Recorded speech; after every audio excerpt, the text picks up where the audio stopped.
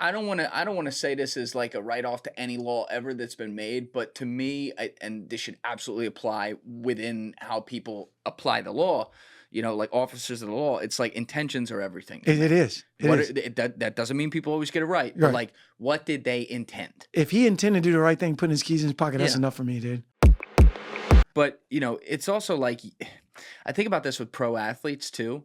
They spend their entire lives assuming they were good in high school, obviously, and like playing at a high level where everything's like scheduled out for them. They're Mhm. training all the time. They're on. They're basically working a 60-hour a week job from the Yep. time they're 15. And then if they, when they go pro and they turn in this great, 15-year career, now you get up to 36, 37, you retire. The only thing you've known for That's it. more than half your life is this schedule and this constant move. And now suddenly it's like you might have millions of dollars or something, but you're like, What do I do with it? what the fuck? Yeah. Yeah, and it's the same for you guys in the Yep. sense that they're not paying you millions of dollars, unfortunately. Yeah. But like you're going home, and every day, especially if you were in a wartime era, there was some sort of overhanging idea of life and death, and just the man beside you, and you're in these really tight knit, in your case, like 10, 12-man teams. Yeah. You're going all these places, you're doing fucking 15 deployments everywhere, and now it's like, oh, I'm gonna go play golf to it. Yeah. Mhm. Like that's got to be tough. I tell you what, and it's funny you said that because the military is getting it right. And I'm a member of Team Red, White, and Blue, and we'll get into that. But we're about to run and fly across America. But anyways, we'll get into that later. But what I like about Team Red, White, and Blue, what they're doing is just like Task Force Dagger, Green Beret Foundations, they're getting like-minded people around each other. So like I was telling you earlier, if you get a bunch of Green Berets in a room, you give them a test or soft guys, you probably can get the same answers. So in other words, we speak the same language. So where I think the military in general, all these nonprofit organizations for the most part, where I think they were getting it wrong was they were sending us all off to get fixed. Hey, send this guy to get psychedelic treatment. Send this guy to talk to his best doctor in the world. Send him to go get his brain fixed. Send him to go get TBI. Well, the sad part about it was you sending this guy to all these places to get fixed. Then he's coming right back to an environment that he knows, an environment that's toxic to him. And that environment usually is his wife and kids. Not that his wife and kids are toxic. Yeah, It's just that you just send him off and he's fixed. Now he comes back and he walks into a room. I did it with my ex. You walk into a room, you think you're all fixed. Now she's just poking the bear. She don't know the things that trigger me, but she's going to poke the bear. Now before you know it, I'm pissed off at her for no fucking reason other than she poked the bear. But what they're starting to do now, which I like, is they incorporate, if we're sending Johnny motherfucking Glenn off to get help, his wife and kids are going with him. That way they see, you put them in a room and they understand like, hey, the reason why dad's checking the locks 3-4 times a night, because he don't want no helping y'all. It's not that he's paranoid. Stop saying he's paranoid.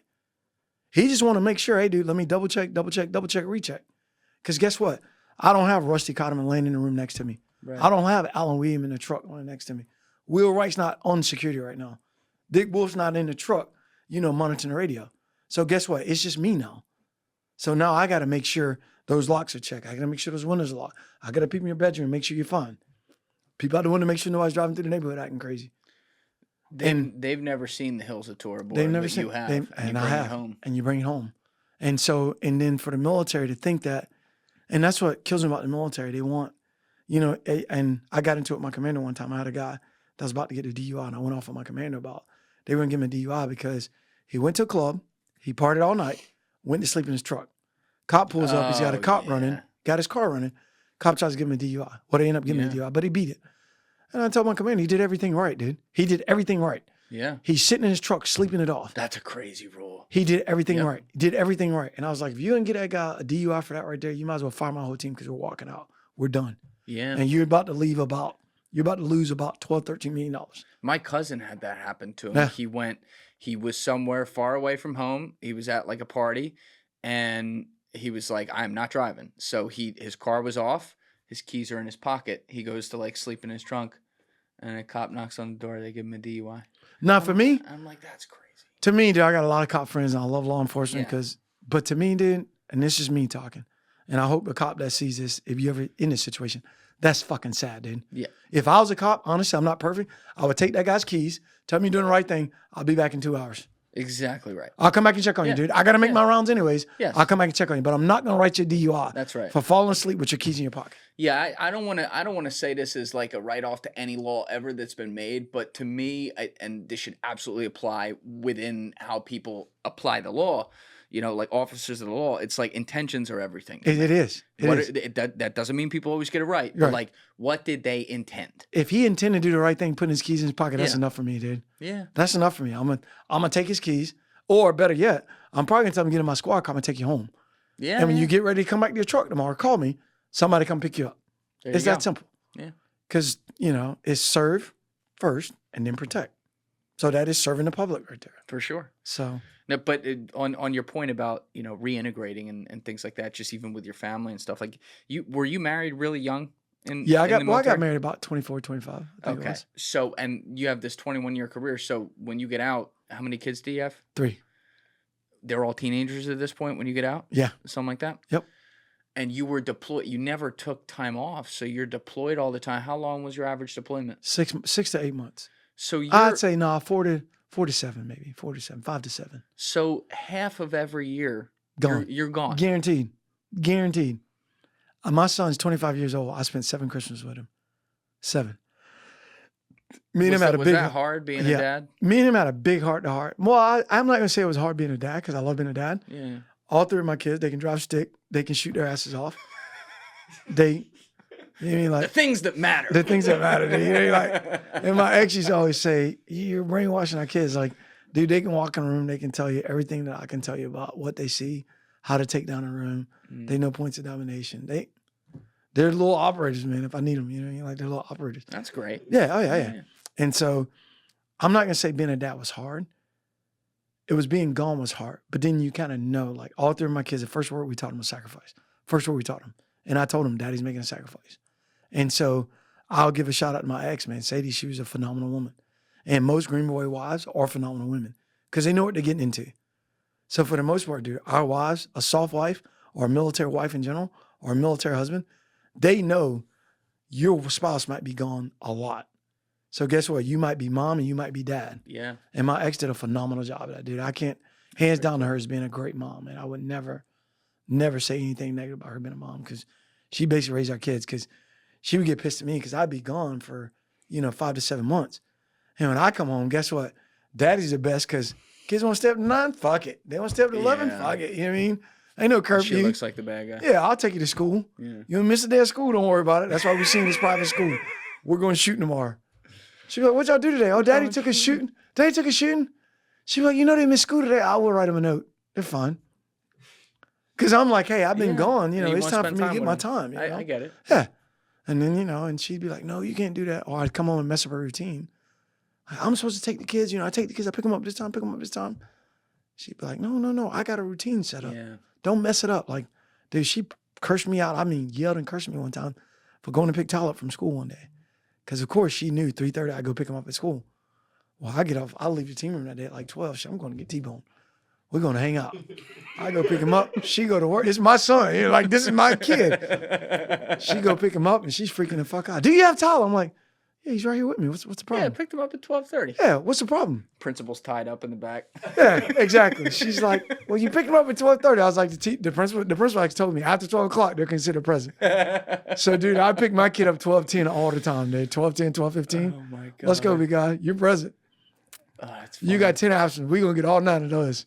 Every year, dude. 9 absence, we get them. But you got and if I'm going to stuff you don't want to talk about here, by the No, way, go ahead, just, go ahead. just say that. But you guys, you stayed married for your whole career, and you didn't get divorced till after. Pretty much, yeah. It was like when I was transitioning when I got divorced. Was that because it was so difficult to transition from, now suddenly constantly being in each other's lives? I say yes. I say yes to it, and I also say no to it. I say yes to it in the fact that I went talk to a counselor like we always have to do. I think we have to talk to a counselor every 6 months. And I don't ever forget, I went to go see this counselor. Since I was transitioning, it was a civilian counselor. I remember I walked in, and the first thing he told me was, hey, I heard a lot about you because a lot of soft guys use this guy, and he's good. The first thing that guy told me was, have a seat. He goes, Johnny motherfucking Glenn, right? I was like, yep. He goes, Johnny motherfucking Glenn, you're nothing. I'm looking at the dude like, who the fuck is this guy, dude? Like, nothing. I'm looking around like, From the wall to wall, check this fucking dude. Hey, you eat him nothing. And he goes, look here, your name, that Johnny motherfucking Glenn. He goes, dude, that's nothing more than a reputation.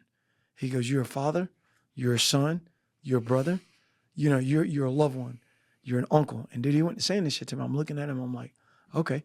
He said, so now what I want you to do is put Johnny motherfucking Glenn in a little box right now.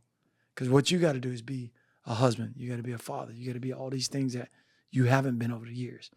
And dude, when he told me that, man, it hit me like a fucking brick. It hit me like somebody punched me flat in the fucking face. And I was like, holy fuck, doc. Like, how do I be those things?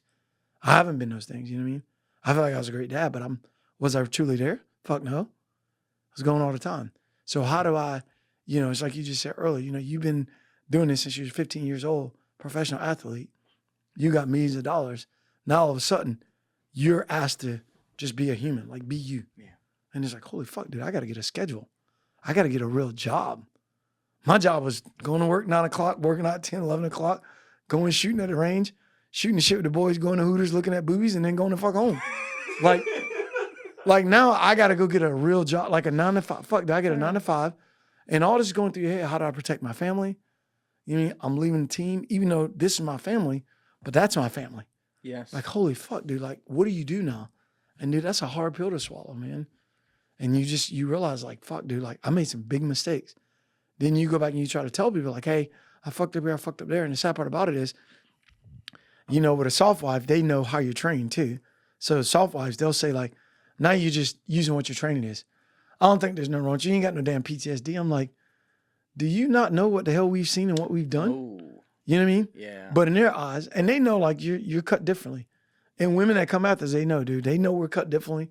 We know we're cut a little different. You know what I mean? Like, and you know, like they said, good girls like bad boys. You know, it's just that's the way it is. You know, like, oh yeah. You know what I mean? So at the end of the day, what I would say to all the soft wives out there and husbands that are watching this, I'll say to my SF brethren, hey, dude, don't be afraid to say, I'm fucked up a little bit. Let me fix me. Because we're always facing out. Sometimes we got to face in and look in the mirror and say, hey, yeah, dude, I'm fucked up. And then be man enough to say, hey, I'm fucked up. Now let me go get help to fix me. And by the way, wife that I'm loving, I want to be with for the rest of my life, I'm going to bring you along with me because this is a team effort. And if we do that, I think that, you know, I think we'll cut back on the suicides. We'll cut back on the divorces because guys got to have purpose, dude. Yes. In the military, bro, I had purpose. I had 12 motherfuckers that was competitive. Well, that's the thing. You have such the highest degree of purpose. It's life and death purpose That's every it, day. yeah. You can't re-simulate that. Mm-hmm. And you can't shortchange that. No. You can't say, hey, dude, I'm going to take a day off and I'm going to go to the range and I'm just going to blast his ammo. No, motherfucker, I'm going to shoot this shit because we're leaving in a couple months. I'm not going to be that guy. That's right. Hey, I'm going to run on Saturday and Sunday. Hey, I'm going to do this because I need to be at the level of Rusty Cotterman. I need to be at the level of Will. I need to be at the level of DeMarnie. I need to be at the level of Stacy. I need to be at all these guys' level of Big Mike. Because if shit goes down, I want them to know they can fucking count on me. Right. You know what I mean? So, and that's the way you look at it. And life's the same way. You know what I mean? If you view your kids the same way like I view my kids now, they're my teammates. You know what I mean? I want to be there for them. I want to live long for them. I want to make sure when they come to me for a problem, I got a good, sound judgment answer, not like, I'll fuck it, blow it up. You know, now it's like, all right, I'm an adult now. You know what I mean? It's like, no, Tyler, maybe, man, you know, you should be thinking about this, or let's think about this. You know, your career is going here. What about this? You know, I'm thinking for them, like, all right, now I need to think. But it took you time to get to that point. You had to get to that point, yeah, because dude, we're just a bunch of, I hate to say it, soft guys and military guys, we're just a bunch of immature kids, man. We're just a bunch, you think about it, dude, we got a bunch of guns around us. We're shooting all the time. We're in shape. And dude, you just want to fucking party. You just want to tear shit up. Like, that's what you want to do. So now all of a sudden you got to come back, you got to cut fucking grass, wash the car, go get state inspections on the car, really? Yeah. It's like, fuck, dude, this is work. And boring. And boring. Like, this is boring. I'm going to go sit at DMV for 2 hours. And then the whole time at the DMV, I'm sitting there like, dude, I can make this so much more proficient. Good Lord. I've been in this motherfucker for 3 hours. You mean like, holy shit, dude, I just need a renewal. Those guys that, you know, that are down there on that, you know, I don't know the fuck they're doing, and you don't have nobody here to speak Spanish, and you've been working this guy for 20 minutes trying to figure this shit out. Like, fuck, hire a translator. Let's get this shit done. I could have been going 2 hours ago. Yeah, DMV is the happy shack. That's yeah, what I call it. It is, man. They hire the happiest people in America They do, to work man. there. I know. It's like, damn it. Then you just sitting in line like, number 12. I'm like, damn, they're going to never get to number 20. Yeah. And So, I would imagine like little things like that Sets you off. Right. They got to annoy you a lot more. It does. Because you're used to this is how it goes. Oh, yeah. But bullets then if after a not. while, you learn, like now, I've learned how to deal with that. Right. I've learned how to cope. But it with takes that. time. It takes a lot of time. Yeah. It takes a lot of time to just say, like, because you got to think about it. Most, I ain't gonna say all, but I would say 99.9% of soft guys are ADHD. We probably just need a fucking, fucking, what is it? Radadol. What do you take when you're ADHD? Adderall. Adderall. We should have an Adderall pump inside of our fucking stomach. Just constantly pumping that shit. You know, you're like, hey man, I'm set on 12 today. We're good to go. You know, because we can't just sit there, dude. Like, it's like, we got to be making it, like, make shit happen. So when we go in a DMV, dude, they're sitting there like, oh, fuck, I could take her job. If she just did this, this, and this, you would knock down your fucking time of seeing people by 30 fucking minutes. Yeah. You know what I mean? So it's like, so for us, man, it's just always, and that's why usually, man, like if you go to our house, we got project after project after project after project.